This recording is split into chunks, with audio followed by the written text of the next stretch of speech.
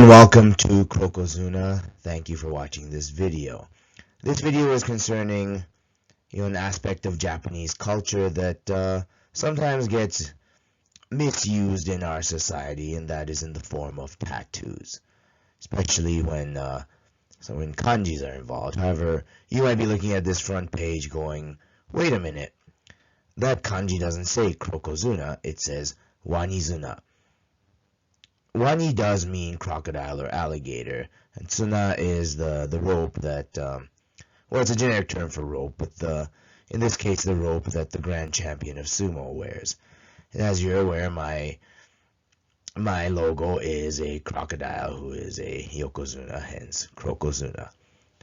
But this video is concerning some misuse of the language in the form of tattoos. The most famous example, of course, is a very talented young lady by the name of Ariana Grande had a single out called The Seven Rings and decided, well, I'm going to have that tattooed.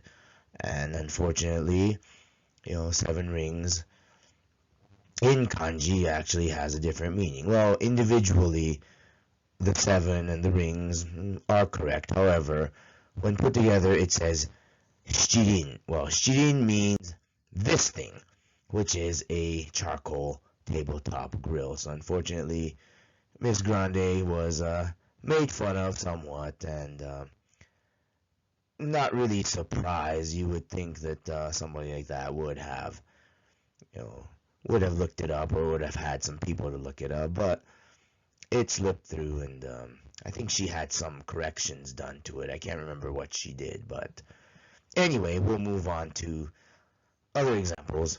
Now this one really is funny. I'm assuming they meant to have a samurai put on there. Now, there actually is a kanji for samurai, which was not used here. Instead, katakana, which is an alphabet, a purely phonetic alphabet that Japanese people use when there is no kanji, or when the word is not really part of the Japanese language. That is what's used. Now, what makes this even funnier is that the katakana says sarai or sarai, which I'm assuming was supposed to be samurai, but one syllable went missing. So this is another reason why you have to be really careful when you want to have a tattoo like this done, and why somebody like myself will tell you to just don't. Now this one is simply awesome. It says baka gaijin. What does that mean? Well, individually, baka is horse and deer, but for some reason in the Japanese language, you combine them to make baka, which means fool or idiot. And why do I know this? It was a term of endearment my grandma often used for me. She would just yell at me, baka. Most of his grandchildren would turn and look because we assumed she was talking to one of us. Gaijin is basically outside person, and it means foreigner.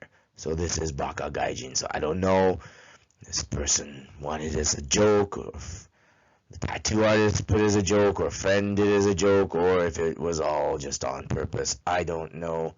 And, well, it's a done deed. Now this one, I'm not even going to begin. It is just a random, just random. None of this has any sense or meaning, and, well, another fine example of why I would advise you to just not. This one, it's just funny because somebody put leg or foot or achi on the back of their head. Or I don't know. I don't know if this was a joke, just like most of these are. I just don't know. But clearly, it means ashi, and it's the opposite end of the body. Wow, this one says bad girl or akujo, which, really in Japanese language or Asian culture, I'm a bad girl, has just no cultural or sociological significance. So there's somebody probably just told the tattoo artist, take bad and girl, throw them together. And what's even funnier is it looks as though this tattoo is on the shoulder of a male. I don't understand. And another example that really has me baffled. So now we get to these four characters. What do these signify? Well, these are four characters that I often see on people in the form of tattoos. I deliberately chose this typeset font because these aren't even nice forms of calligraphy. They're just typeset, and I often see them in this form tattooed on people. I say, hey, come on, at least get a calligrapher to draw it, but I guess where would you find one of those? The character on the left is chikara or riki. It means strength. More muscular strength, I guess. It can be used for spiritual strength, but I don't know why people put it on. Well, actually, I assume the reason is they want to show that they're strong, they overcame. I don't know. Once again, just don't. The second one is love. Of course, everybody wants to put heart and love and to show that their heart is full of love. However, this particular character is often misused because it's more for a romantic or passionate love. It's not the love you'd have for your family or your kids, which I'm assuming is the reason why people have this tattooed on them. You know, to me, it doesn't make any sense. The third one is Tomo or you. It's a nice character. It's friend or friendship, but I don't know why you really have to do that to show that, hey, I believe in friends. The fourth one is Hoshi or star. Maybe it does have some significance. Oh, I shine brightly. I guess let me know if any of you have a better idea on that one. But I just picked those four because you really do see them on a lot of people in the form of tattoos, and I might sound bitter here, but anyway,